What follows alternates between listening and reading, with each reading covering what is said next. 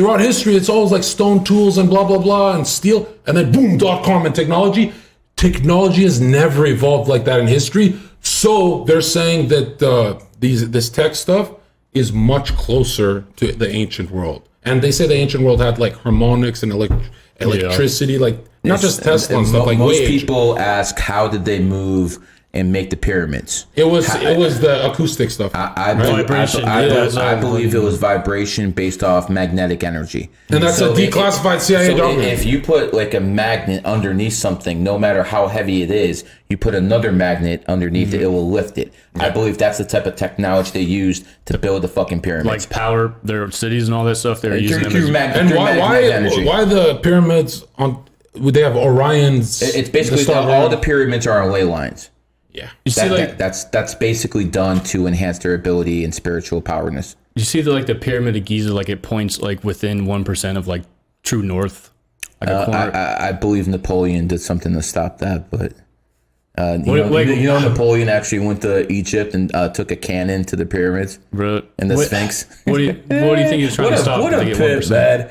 He said, fuck this shit. I don't care how long it's been up. I'm taking a cannon to it. So everyone in history is going to know that I'm the person who did that. And by the way, Napoleon is one of the biggest fucking alpha males in history. Even though his fucking bitch was cheating on him, he's still one of the biggest alpha males in history. When he came back from prison, which they basically seclusion, they had an army there to meet him. He had an army at his back. Instead of fighting, he went up to his opposing troops, threw down his sword and said, if any of you want to kill your emperor, go ahead and do it. They all laid down their arms and fucking fought to his side. One of the most heroic things in history, and I just felt like putting that out there. I love Napoleon, so this is great, right? I think Napoleon is right below Julius Caesar, but the man himself is Augustus Caesar. Augustus Caesar took Rome when it was crumbling. It was like pretty much at the end where America's kind of laying right now. And he basically went in there, got rid of the corrupt Senate, made sure he was a dictator, but he was the only benevolent dictator in world history. And what I mean by that is he actually did things that were good for the population. He started making morality laws. If you cheated on your wife or your husband, you might get flagged. You might get stoned. Well, he's not the only good dictator. Are we forgetting Adolf? He was stop. He was the only. He was the best world leader in history. You know what else he did? He basically passed laws that people couldn't kill their slaves. Back then, people were owners and they thought they could do with their slaves what they want. Augustus Caesar was one of the first ones who said, you know what? They are slaves, but you can't actually kill them. So if you guys want to go down throughout history, Augustus Caesar was basically the first real revolutionary who basically said human beings cannot be killed. Who's the best president of all time? JFK. I knew you'd say JFK. I feel like dudes of the past, though, is so much harder to gain a big crowd because you had to actually be in front of those people or have the reputation. Like, we can just talk into a camera and reach millions of people. Like, if they live today, like, and they were speaking their shit, like, fuck. You know, technically the internet works for the government because they set this up so they can see, white identity, dissident right movement. Yep. There's the left wing. If we were doing this in person with pitchforks, the government would shit their pants. It only takes like 3,000 people to start a revolution. 3%. So they're like, hey, 3%. Revolutionary War, 3%. That's it. Hey, it's like data harvest too, so they know how to program us. You're a 3, get it? Let's go. I'm the revolutionary. But as long as we're online, the government, like, they kind of laugh at us. You know the beauty of what they did? Imagine all these services like Zoom, Skype, WhatsApp. They're all free services, but if you're free, they're actually getting more than they actually, get asked for. Like, for instance, only 2 things that are really free: porn and both. That shit's no good for you. So if you move on to what's going on with these services, think about this: the best scientist in the world, the best engineer in the world, the best numerologist in the world, they'll fucking get information from the best of everyone through these free services.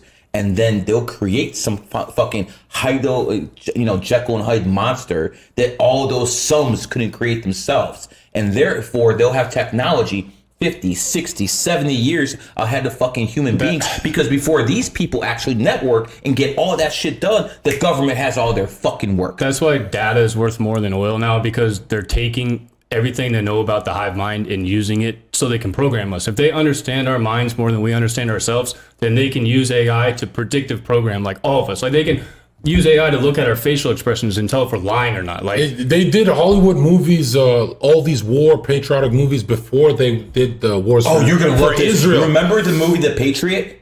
Oh, is that my favorite actor? I'm not going to say his name. Oh, there it is. There it is. Mel Gibson, 7 Life Path Capricorn. So this guy, in the very beginning of that movie, The Patriot, he has a rocking chair.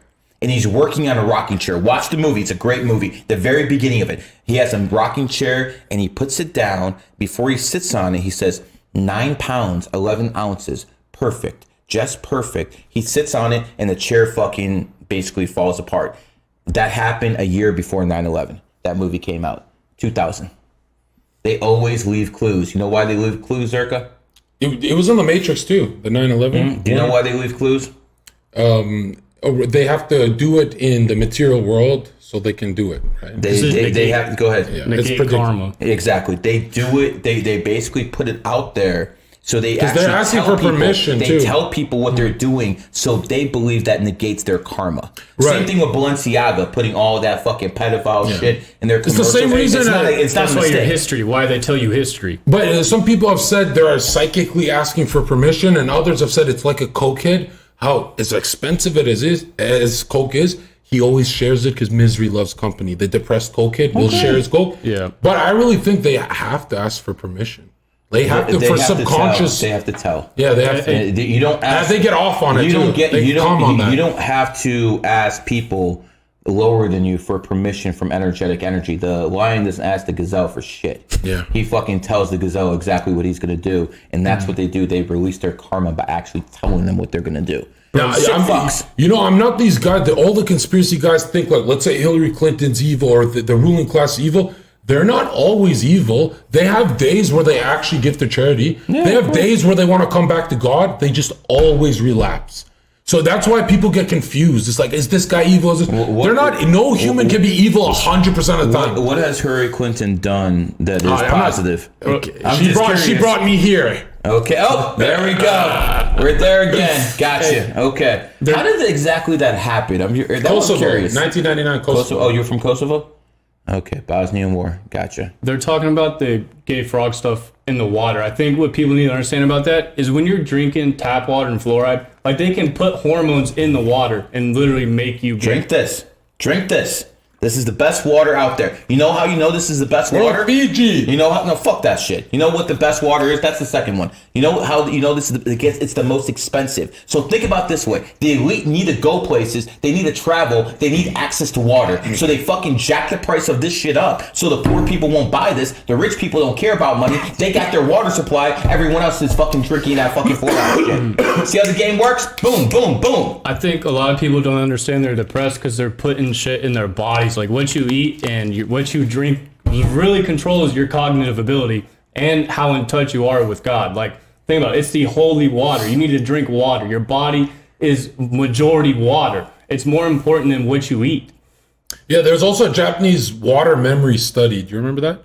If you say fuck you, yeah. Water does have emotional energy attached to it. Think about all the water in you. They're using frequencies to distort you, like your body. You're a crystallized being of water. You're a physical state. No, even That in the 5G. Bible.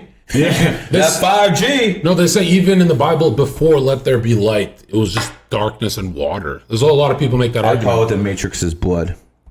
Do you want to learn the cheat codes of the Matrix or get a reading from a GG33 expert? Link in bio.